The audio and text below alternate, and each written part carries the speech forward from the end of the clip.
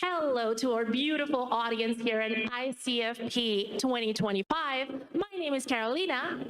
And I'm Laura. And this is Under Jacarandas Sky. Now, as you can see, we have a little bit of a weather report thing going on today, but it's not the weather per se. We're going to be talking about the abortion climate globally.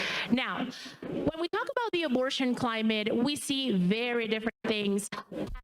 The world is diverse geographically. It is also very diverse when it comes to legislation. When we look at Latin America, for instance, we can see some very, very nice winds of change going on in Mexico, for example, with some progressions in legislation, allowing women to access abortion all over the country, and also in Argentina or in Colombia, where we have decriminalized abortion until the 24th week. Now, when we go to North America, these winds of change start to be a little bit more unstable regarding legislation. We see, for instance, a big change in this weather, a big storm coming in 2022 when Roe v. Wade was overturned. Now, going over the Atlantic, when we go to Europe, we see very mild weather, very nice, I think, in general, but we see some winds of change as well, not as positive. When we go to Poland, for instance, where restrictions have become more and more pressing.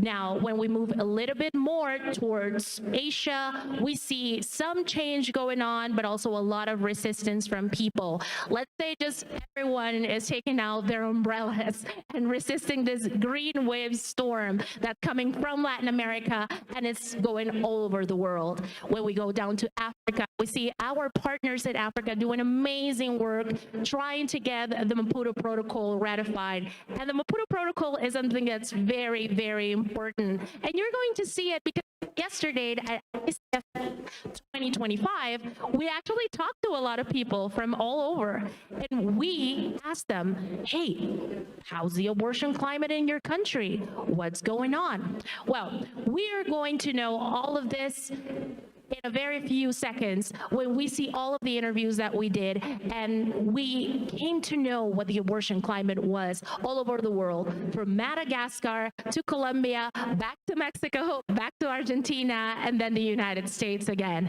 So let's take a look, let's see what happens, and also let's see how these waves of change and these winds of change are affecting the world. So let's see it, and we're going to be rolling the clip in a few seconds. So let's check it out.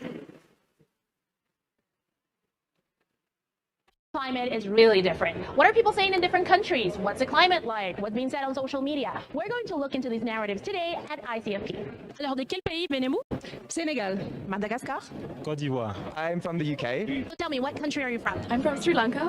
Je suis du Sénégal. Where are you from? I'm from Kenya. Yo soy de México. Cameroon. I'm from the United States. I'm from Washington, D.C., United States. De Argentina. ¿Y cómo está el clima de aborto en tu país? Pues afortunadamente solamente tenemos un amparo en el cual ya las mujeres no son puestas a disposición del Estado por tener abortos. By the country, and we have lots of telemedicine. We are reaching now more people that need our help.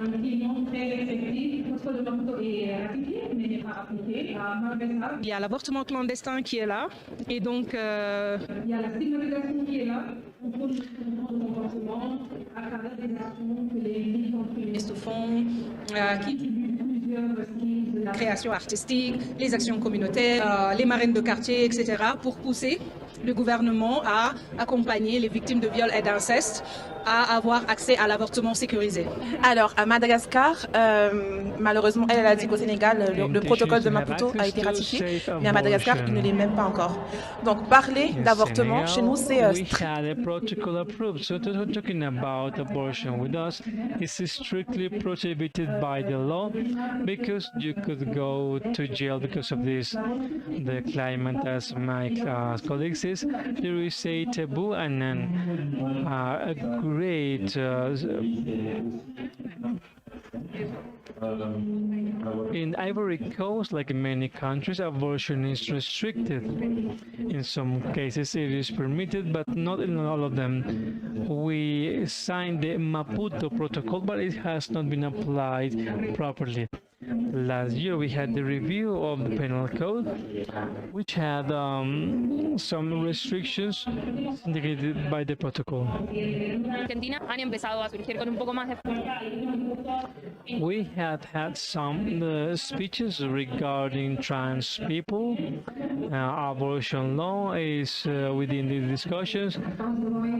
We are in a moment where we're taking care in a strategic manner so that things do not really make difficult. In the UK, up to 24 weeks, but we are increasingly seeing more and more anti-abortion activists active in the UK, which has not been the case in the last 20 years. So a lot of them are being funded by US organizations. It's not too bad, but there are some concerning trends. It's very, very restrictive, actually. So you are allowed in the case of saving a mother's life, but this is subject to 4 consultations in a public healthcare setting, and it's difficult to get one. Basically means that it's completely restrictive, in practice. It's push from the public health sector to decriminalize for fatal fetal abnormalities, but of course civil society groups and academia as well, we're pushing for full decrim. Nous sommes dans un contexte légal très restrictif pour l'avortement.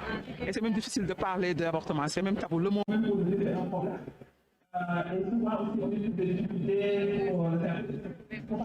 In many occasions, we see problems with services, and this is why we have to go to hidden places.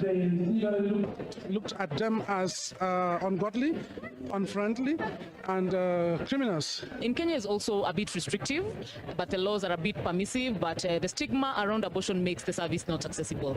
Mostly the social dynamics have come from the point of evilness, killing. They think abortion is killing, is not godly, is devilish, yeah. So in the US, we have a patchwork of laws in all 50 states. It's a variety of completely banned to available through viability and available throughout pregnancy, regardless of the gestational age. In the US, we have regressed since 2022 when Roe was overturned. It made abortion access really fractured. So depending on where you lived, how much money you made, and just basically who you were determines the type of abortion access that you get.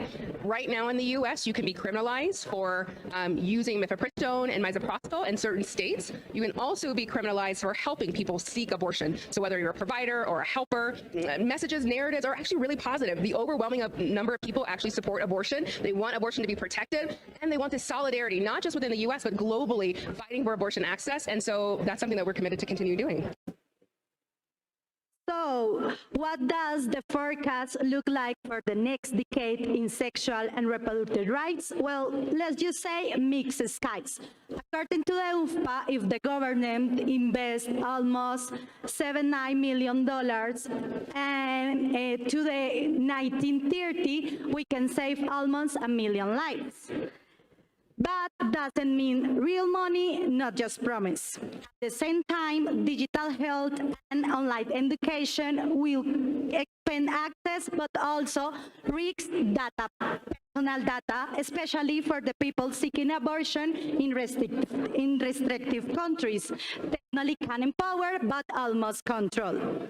And while some nations move forwards, others move backwards, progressing isn't guaranteed. We have to work in order to get it. So the climate forecast, Carolina, hotter debates, green and fairy skies, and skies ahead. Well, yes, we do have some really green skies ahead, but hopefully with all of the people doing great work here in Latin America, in Africa, in North America, in Europe, in Asia, the people we've seen here at ICFP 2025 have really inspired us to look back and think, okay, the weather might have been stormy in the past, but we have some really beautiful skies to look ahead. So please stay in tune. We will be here in live stage every single day, today, tomorrow, the day after, to talk a little bit about what the weather is looking like. Tomorrow, we'll be talking about what the climate around abortion is looking with the youth. So please stay tuned. Thank you so much. And please stay tuned with the live stage at ICFP 2025. Thank you.